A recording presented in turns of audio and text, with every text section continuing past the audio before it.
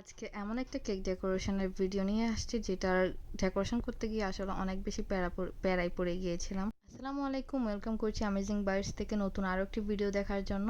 সবাই কেমন আছেন? আশা করি সবাই অনেক বেশি ভালো আছেন। এই কেকটা মূলত কাস্টমার নিজেই সিলেক্ট করে দিয়েছিল। কাস্টমারের রেফারেন্স অনুযায়ী কিন্তু সব কিছু করছিলাম এই কেকটাতে।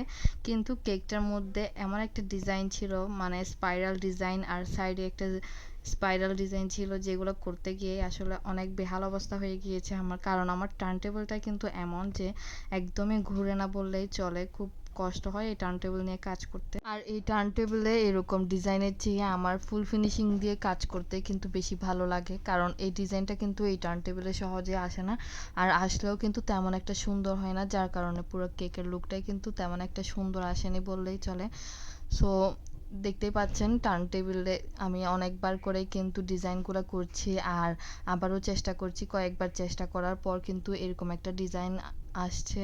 পরে আবার সাইড দিয়েও এরকম একটা স্পাইরাল ডিজাইন করে দিয়েছি, কিন্তু আবারও আমার এই ডিজাইনটা তেমন একটা ভালো লাগছিল না, তাই আবারও আমি স্ক্র্যাপার দিয়ে ডিজাইনটা করে নিয়েছি। দেখতেই পাচ্ছেন রেফারেন্সের পিকটা আপনাদেরকে দেখিয়ে দিলাম। আর এখানে কিন্তু অনেকগুলো চেরি ছিল, চেরিগুলো ছিল হোয়াইট কালারের। আর আমি এটা কেকের উপরেই এরকম করে করে নিচ্ছিলাম, কারণ একবার রোজ নেইলে করে আবার এটা সেট করা কেকের উপরে, এটা আমার কাছে খুবই বিরক্তিকর লাগে। কিন্তু এইটা একদিকে ইজি করতে গিয়ে আরেকদিকে কিন্তু আমার পাইপিং ব্যাগটাই দেখতে পাচ্ছেন কয়দিকে ফুটো হয়েছে। আসলে ইদানিং এই বেকিংয়ের জিনিসপত্রগুলো এত বেশি কি বলবো ২ নাম্বার হয়ে গিয়েছে যে কেকের ডিজাইন করতে গেলে অনেক বেশি প্যারায় পড়তে হয় আমাদের।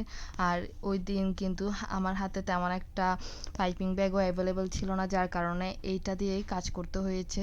প্রায় ২-৩ দিকেই কিন্তু ফুটো হয়ে গিয়েছিল এই পাইপিং ব্যাগটা, যার কারণে কাজ করতে কিন্তু অনেক বেশি অসুবিধা হচ্ছিল। যাই হোক, কোনো রকম আমি চেরি ফুলগুলো করে নিয়েছি। আর এরপর একটা কেকের নিচে বর্ডার করে দিচ্ছি, যেরকমটা পিকচারে দেওয়া ছিল। আর এখন কেকের উপর রেণুগুলো দিয়ে দিলাম। কেকের উপর বলতে ফুলের উপর রেণুগুলো দিয়ে দিয়েছি। এই তো এখন চকলেট গানাশ দিয়ে আমি রাইটিংটা অ্যাড করে দিচ্ছি। ওই দিন মোটামুটি লেখাটা লিখতে কোনো বেশি তেমন একটা অসুবিধা হয় নাই। খুব সুন্দর করে লেখাটা স্মুথলি লিখে ফেলেছি। এই তো আমার কেকের ডিজাইন মোটামুটি কমপ্লিট হয়ে গিয়েছে। কিছু সুগার বল দিয়ে কেকটার ফুল ডেকোরেশনটা সেরে ফেললাম। আপনাদের কাছে ডিজাইনটা কেমন লেগেছে সেটা কিন্তু অবশ্যই কমেন্ট করে জানাবেন। আর আপনারা কিন্তু চাইলে পুরো চট্টগ্রাম শহরের মধ্যে আমাদের কাছে যে কোনো কাস্টমাইজ ডিজাইনের কেক অর্ডার করতে পারেন। অর্ডার করতে অবশ্যই আমাদের পেজে ইনবক্স করবেন। আল্লাহ হাফেজ সবাইকে।